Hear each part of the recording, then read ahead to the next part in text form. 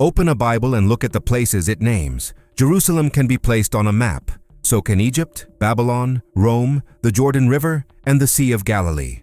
Archaeologists still debate many biblical events and interpretations, but the basic landscape is identifiable. Now open the Book of Mormon. It also describes a detailed world, a land northward and a land southward, a narrow passage between regions, seas in several directions, a major river called Sidon, fortified cities, wilderness routes, and armies moving between named locations. Its narrative covers roughly 1,000 years and describes the rise and destruction of entire societies. And yet, nearly 2 centuries after the book was published, there is still no agreement about where those societies lived. Some Latter-day Saint researchers place the story in southern Mexico and Guatemala. Others place it around the Mississippi and Ohio River valleys. Earlier generations often imagined events spreading across North and South America. The Church itself now officially states that it takes no position on the specific geography of Book of Mormon events. That does not automatically prove that the book is unhistorical.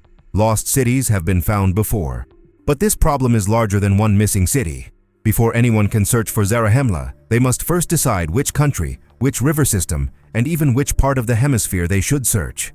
In this video, we will reconstruct the map hidden inside the Book of Mormon, examine the strongest models proposed by believers, and discover why each model seems to solve one mystery by creating another.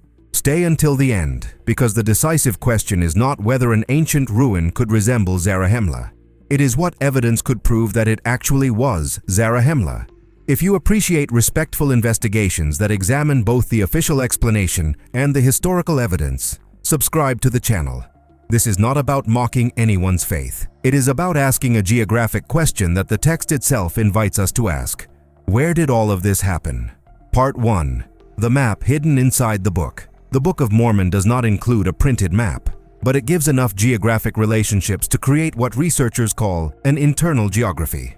Even if we temporarily ignore the modern Americas, the narrative tells us how several places relate to one another. Zarahemla becomes a major political and religious center. The land of Nephi lies to the south and apparently at a higher elevation, because travelers go up to Nephi and down toward Zarahemla. The river Sidon passes through the central lands. Bountiful lies farther north, near a narrow region leading toward the land northward. The text also mentions seas east and west, military routes, wilderness regions, and cities close enough to reinforce one another. Geography is not decorative background in this story. It controls migrations, borders, battles, and defensive lines. Latter-day Saint researchers can therefore draw a plausible abstract map.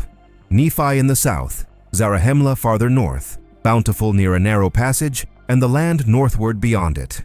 The problem begins when that internal map is placed over the real world. A river may fit the direction but not the distances. A narrow strip of land may fit one passage but conflict with another. Internal consistency and external identification are not the same thing. Many maps can be drawn from the Book of Mormon, but no single map has persuaded the Church, mainstream archaeologists, or even Latter-day Saint researchers as a group. Part 2. The Old Continental Model. For much of Latter-day Saint history, many members understood the story on a continental scale. North America represented the land northward, South America represented the land southward, and Central America appeared to provide the narrow connection between them. This interpretation also fit the older popular belief that the Lamanites were the principal ancestors of indigenous peoples throughout the Americas. That picture was simple, but the distances create serious problems. The Book of Mormon describes journeys and military deployments occurring over days or weeks. If the lands northward and southward mean 2 entire continents, some movements would require journeys of thousands of miles. This is why many contemporary Latter-day Saint scholars favor limited geography. Under this approach, the central narrative occurred inside one relatively compact region, with Lehi's descendants living among populations already present in the Americas. A smaller setting makes the wars, journeys, and political relationships more plausible. But solving the distance problem creates another one. Once the hemispheric map is abandoned, there is no obvious agreement about where the smaller setting should be located. The continental model was difficult geographically, but easy to visualize. Limited geography fits the scale of the narrative more naturally, but it produces competing maps. Part 3. Why Mesoamerica became the leading candidate. The most developed limited model places the central lands in Mesoamerica, particularly southern Mexico and Guatemala. The region contained large cities, organized warfare, trade networks, government, and multiple writing systems during Book of Mormon times. Researchers have proposed the Isthmus of Tehuantepec as the narrow neck leading toward the land northward. Some compare the Grijalva River to the river Sidon. The region includes highlands, lowlands, coastlines, and narrow corridors that can be arranged into a reasonably compact map. This allows cities, wars, and shorter travel distances to coexist in a real ancient setting. But resemblance is not identification. Mesoamerica contained many cities, rivers, wars, and kingdoms. No known inscription identifies Nephites, Lamanites, Zarahemla, Bountiful, King Benjamin, Captain Moroni, or another distinctly Book of Mormon person or place. No known writing system has been positively connected to what the book calls Reformed Egyptian. Faithful researchers answer that ancient names can disappear. Much remains unexcavated, and tropical conditions destroy materials. None of those answers is impossible. The methodological problem appears when the model becomes too flexible to test. A match becomes support, while a contradiction may be explained through translation, ancient directional systems, lost names, or evidence not yet found. Some maps even require northward and southward to follow local coastlines rather than modern compass directions. What discovery, then, could show that the model is wrong? And this brings us to Cumorah. Part 4. The Problem of Two Cumorahs. The best-known Book of Mormon location is a hill near Palmyra, New York, where Joseph Smith said he recovered the gold plates after being directed there by the angel Moroni. Latter-day Saints came to call it the Hill Cumorah. In the Book of Mormon, Cumorah is the region of the final Nephite destruction. In Latter-day Saint memory, it also became the place from which the surviving record emerged, a connection reinforced for generations. But if the central story happened in southern Mexico or Guatemala, New York is thousands of miles away. Moving the Nephite armies from Mesoamerica to New York would destroy the compact geography that made the model attractive. The common response is known as the Two Cumorah theory. In this version, the Cumorah of the final battle was in or near Mesoamerica. Moroni later traveled an enormous distance and buried the plates in a different, unnamed hill in New York. Members eventually called the New York Hill Cumorah, although it was not the battlefield described in the text. The text does not explicitly say that Joseph recovered the plates from the final battlefield, so the theory is possible, but it never describes Moroni traveling to New York or distinguishes between two Cumorahs. The theory is an inference needed to reconcile Mesoamerica with the plate's location. That creates a choice. Keep Cumorah in New York, and the Mesoamerican map becomes difficult to maintain. Move the ancient Cumorah to Mesoamerica, and a geographic identification embedded in Latter-day Saint tradition must be treated as unofficial or mistaken. The Church avoids choosing between them.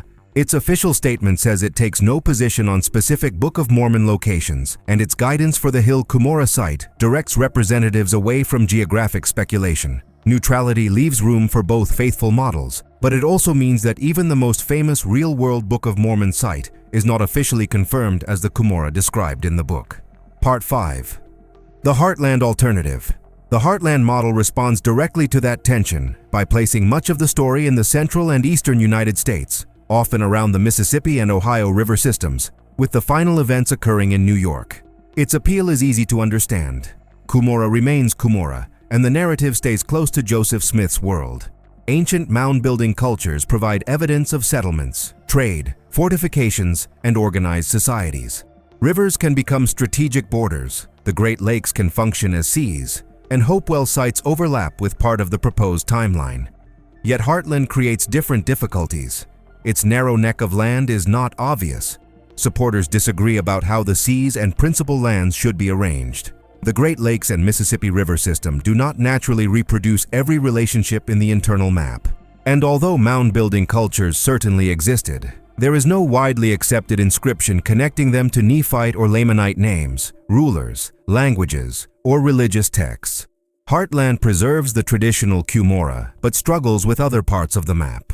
Mesoamerica provides complex cities, writing systems, and compact geography, but must relocate Cumorah. This disagreement exists among believers who accept the book as history, but disagree over which clues are decisive. Part 6. Where are Zarahemla and the river Sidon? Ancient locations are normally identified through several independent lines of evidence. Researchers combine preserved names, inscriptions, datable occupation layers, records from neighboring peoples, known routes, geographic features, and distances consistent with historical texts. One general resemblance is rarely enough. Archaeology does not prove every biblical claim, but the Bible's broader landscape is identifiable because its nations were connected with other documented societies. Inscriptions identify rulers, cities, and conflicts. Even when scholars dispute an event, they usually know its proposed region. The Book of Mormon situation is different. Zarahemla is not simply one missing village. Researchers disagree over whether it should be sought in Mexico, Guatemala, Iowa, or somewhere else. Sidon has been compared with different rivers in different regions. Bountiful moves between coastlines, lakes, and narrow passages depending on the model. A large city dating to the correct period is not automatically Zarahemla. A river through a populated region is not automatically Sidon. Fortifications do not become Nephite merely because the Book of Mormon describes fortifications. These similarities can create candidates, but identification requires a distinguishing connection. That could be a credible inscription naming Zarahemla or a recognizable ruler, securely dated and found in the proper context. Nothing approaching that level of broad consensus has been discovered. The accurate claim is not that there is no archaeology in the Americas. It is that this vast record has not produced a broadly accepted identification of a Book of Mormon people or place. DNA and the shrinking map. DNA cannot independently settle every historical question in the Book of Mormon, but it matters because new ideas about ancestry helped move the discussion from a continental story toward a limited one. Older interpretations often treated the Lamanites as the principal ancestors of indigenous peoples across the Americas. Modern genetic research shows that the primary ancestry of indigenous American populations came through ancient migrations from Asia. The Church's official DNA essay now argues that genetic evidence cannot decisively confirm or reject Book of Mormon historicity. It notes that genetic drift, population bottlenecks, and the small size of Lehi's group could make its DNA difficult or impossible to detect after approximately 2,600 years. The genetic signature of a small family can disappear within a much larger population, but this explanation makes Lehi's family a small group among existing populations. Its descendants need not become the dominant ancestors of the hemisphere, and the central wars and migrations occur only within a limited region. This does not prove the narrative false. It shows how the historical model changed. The version most capable of surviving current geography, archaeology, and genetics is smaller, surrounded by unnamed populations, and more difficult to isolate in the evidence. Possibility remains, but possibility is not the same as positive identification. Why the Church does not choose a map? The official position is carefully worded. The Church affirms that Book of Mormon events occurred in the ancient Americas, but takes no position on their specific locations. It also warns that promoting one personal theory as revealed truth can distract from the book's spiritual purpose. A faithful member may answer that religious truth does not depend on archaeologists finding a city sign. Names change, records decay, and much remains unexcavated. The Book of Mormon was written to bring people to Christ, not to function as an atlas. Geographic uncertainty is not automatic disproof. Critics respond that the book describes named nations, monarchies, wars, written records, and cities across roughly 1,000 years. Yet no geographic model has achieved consensus even among researchers committed to its historicity. Official neutrality protects the Church from a theory that future evidence might overturn, but it also keeps the historical claim from becoming geographically specific enough to test. Mesoamerican parallels can support Mesoamerica. North American parallels can support Heartland, and the actual location can otherwise remain unidentified. Choosing Mesoamerica would force the Church to address New York Cumorah and unusual directional systems. Choosing Heartland would force it to explain the narrow neck and the internal arrangement of the lands.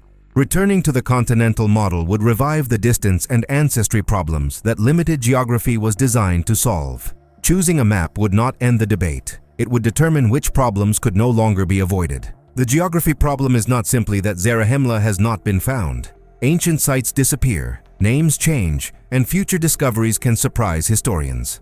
The larger problem is that, almost 200 years after publication, there is still no agreement about which part of the Americas contains the book's central lands. The continental model preserves the expansive story familiar to earlier generations, but its distances strain the narrative. Mesoamerica offers cities, writing, and compact geography, but no direct Nephite identification, and it separates the final battlefield from New York. Heartland preserves Cumora and early American associations, but it struggles to reproduce the narrow passages, seas, and broader internal map. Every model can collect intriguing parallels. None has assembled the kind of independent evidence that changes a possible location into a historical identification. That is the difference between saying, "This city resembles Zarahemla," and demonstrating, "This city was Zarahemla." For believers, the spiritual message may remain more important than coordinates. For historians, geography makes a historical claim testable. Real societies occupy particular landscapes, and their material remains connect them with a specific time and place. So here is the question every proposed map must eventually answer. If Zarahemla were discovered tomorrow, what would researchers need to find to know that it was Zarahemla, and not simply another ancient American city placed inside the story after the fact? Tell me in the comments which model you think makes the strongest case. Mesoamerica, Heartland, the older continental model, or another location. More importantly, what single discovery would be strong enough to change your mind? If you want more respectful investigations into the history and unresolved questions of the Latter-day Saint movement, subscribe and watch the next video on the channel.